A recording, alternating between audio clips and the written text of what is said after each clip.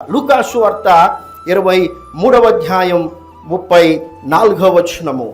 యేసు తండ్రి వీరేమి చేయుచున్నారో వీరెరుగరు గనుక వీరిని క్షమించమని చెప్పెను.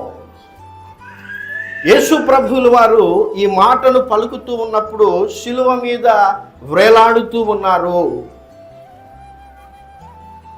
ఎవరి కొరకు యేసు ప్రభువుల వారు ప్రార్థన చేస్తున్నారు అంటే, తండ్రి వీరు ఏమి చేయుచున్నారో వీరు ఎరుగరు గనుక వీరిని క్షమించమని అని మనం చూసినట్లయితే, ఎవరైతే యేసు ప్రభు ముఖము మీద ఉమ్మి వేశారో, ఎవరైతే తమ అరచేతితో యేసు ప్రభు ముఖం మీద కొట్టారో, ఎవరైతే యేసు ప్రభుకి ముసుగు వేసి ఆయనను గుద్ది నిన్ను ఎవరు గుద్దారో చెప్పమని హేళన చేశారో, ఎవరైతే యేసు ప్రభువుని 39 కొరడా దెబ్బలు కొట్టారో, ఎవరైతే యేసు ప్రభువు మీద ఆ భరించలేని శిలువ భారాన్ని మోపారో, ఎవరైతే యేసు ప్రభువుని హింసించి నిందించి అవమానించారో, ఎవరైతే యేసు ప్రభువుకి ఆ శిలువకు మేకులను కొట్టారో, వారి కొరకు ఆయన చేస్తున్నటువంటి ప్రార్థన ఏమిటంటే, తండ్రి వీరేమి చేయుచున్నారో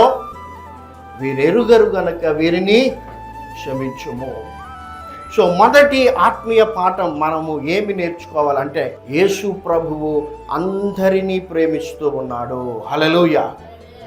ఆయన అందరినీ ప్రేమిస్తూ ఉన్నాడు.